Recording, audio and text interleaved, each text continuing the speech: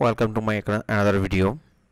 আজকে আমরা দেখব ইন্ডিয়ান ভিসা অ্যাপ্লিকেশন করার পূর্বে যে 10টি বিষয় সম্পর্কে জানা খুবই জরুরি। এই 10টি বিষয় সম্পর্কে যদি আপনার বিশদ জ্ঞান থাকে তাহলে আপনি অনলি 5 মিনিটে ইন্ডিয়ান ভিসা অ্যাপ্লিকেশন আবেদন করতে পারবেন। আমরা সবাই ইন্ডিয়ান ভিসা অ্যাপ্লিকেশন করতে পারি।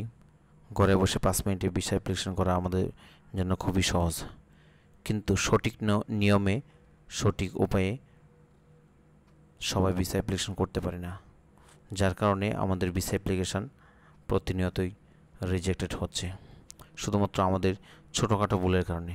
সো আজকে এই ভিডিওতে আমরা ইন্ডিয়ান ভিসা অ্যাপ্লিকেশনের ফুল প্রসেসটা দেখাবো। 10টি বিষয়ের মধ্যে আমাদের 1 নম্বর বিষয় হচ্ছে ডিজিটাল ছবি ও একটি রঙিন ছবি। আমাদেরকে ভিসা অ্যাপ্লিকেশন করার সময় দুইটা ছবি প্রয়োজন। একটা হচ্ছে আমাদের 2x2 স্ক্যান কপি এবং আরেকটা হচ্ছে সেম ছবিটার প্রিন্ট আউট কপি। সো এই 2x2 ছবিটা যেন আমাদের 3 মাসের মধ্যে হয়। আমরা কখনোই পুরাতন ছবি ব্যবহার করব না। ভিসা অ্যাপ্লিকেশন আবেদনের একবারে ডানের দিকে শীর্ষে আটকানো হবে আমাদের সেই ছবিটা, যেটা হচ্ছে আমাদের এক কপি রঙিন ছবি, এবং আমরা কখনোই স্টেপলার বা কোনো রকমের পিন ইউজ করব না। আমাদের ছবিটা লাগাতে হবে অবশ্যই আঠা দিয়ে। 2 নম্বর অপশন হচ্ছে স্টার চিহ্নিত কলাম। আমাদের অ্যাপ্লিকেশন ফিল আপ করার সময় আমরা কিছু স্টার চিহ্নিত কলাম, বাধ্যতামূলক কলাম সেটা আমরা ফিল আপ করতে হয়। সো এই স্টার চিহ্নিত কলামটা অবশ্যই সতর্কতার সাথে ফিল আপ করতে হবে। তবে একটা বিষয় খেয়াল রাখতে হবে, ভুল তথ্য কখনোই দেওয়া যাবে না। ভুল তথ্য ভিসা প্রত্যাখ্যানের প্রধান কারণ হচ্ছে এটা।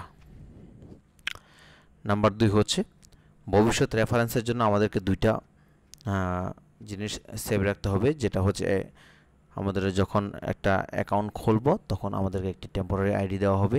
সেই আইডিটা আমরা সেভ করে রাখবো বা নোট করে রাখবো। আরেকটা হচ্ছে ওয়েব ফাইল নাম্বার। আমরা অ্যাপ্লিকেশন সাবমিট করার পর আমাদেরকে একটি ওয়েব ফাইল নাম্বার দেওয়া হবে, সেই নাম্বারটা আমরা সেভ করে রাখবো। 4 নম্বর বিষয় হচ্ছে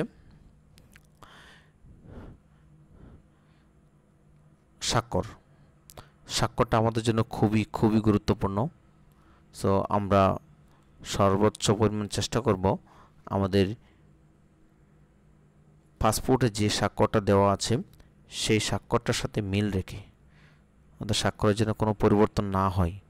হ্যাঁ, অনেক সময় হচ্ছে আমাদের স্মার্ট কার্ড বা এনআইডি কার্ডের মধ্যে যে স্বাক্ষর থাকে সেটার সাথে আমাদের বর্তমান স্বাক্ষরের কোনো মিল থাকে না।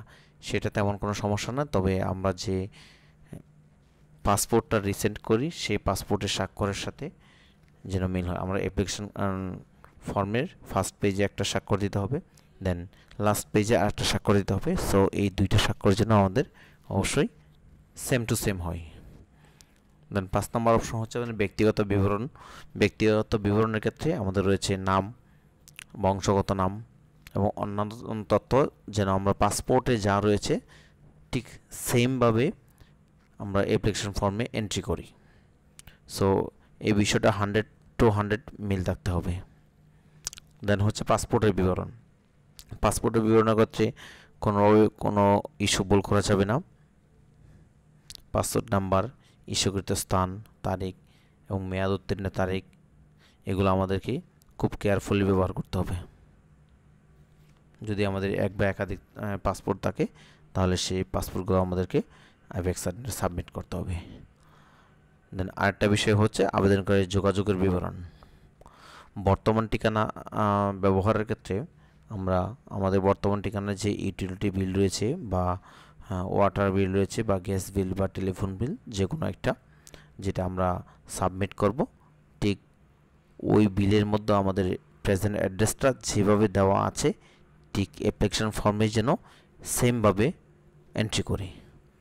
দেন আরেকটা বিষয় হচ্ছে আমরা ইমেল আইডি এবং ফোন নাম্বার, যে ইমেল আইডিটা এবং ফোন নাম্বারটা ব্যবহার করব এটা যেন 100% ভ্যালিড থাকে।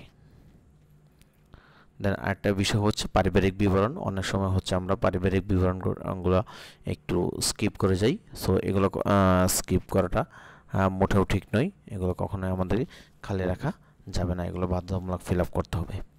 পূর্ববর্তী ভ্রমণের ক্ষেত্রে আমরা অনেক সময় হচ্ছে বিভিন্ন দেশ বা গিয়ে থাকি, বা অনেকে হচ্ছে প্রিভিয়াসলি ইন্ডিয়া গিয়ে থাকি। সো সেই যে ইন্ডিয়ার ভিসার নাম্বারটা রয়েছে এবং ইস্যুর তারিখটা রয়েছে এবং ভিসা টাইপে কী ধরনের ভিসায় আমরা গিয়েছিলাম, সেই নাম্বারগুলো আমাদেরকে খুব ভালোভাবে কেয়ারফুলি ফিল আপ করতে হবে।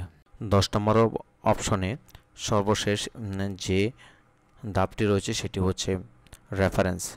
আমরা সবাই জানি যে ইন্ডিয়ান ভিসা অ্যাপ্লিকেশন করার সময় দুইটা রেফারেন্স দিতে হয়, একটা হচ্ছে বাংলাদেশ এবং আরেকটা হচ্ছে ইন্ডিয়া। বাংলাদেশের রেফারেন্সটা আমরা ইজিলি আমাদের রিলেটিভ ভাই বোন বা পিতামাতা যে কাউকে দিতে পারি, আর ইন্ডিয়ার রেফারেন্সটা নিয়ে আমরা সবচেয়ে বেশি কনফিউশনে পড়ে যাই।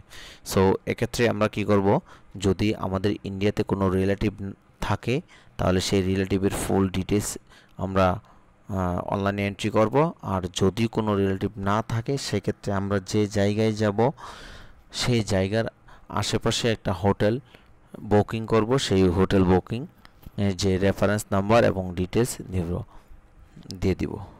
সো এই ছিল আজকের ভিডিও।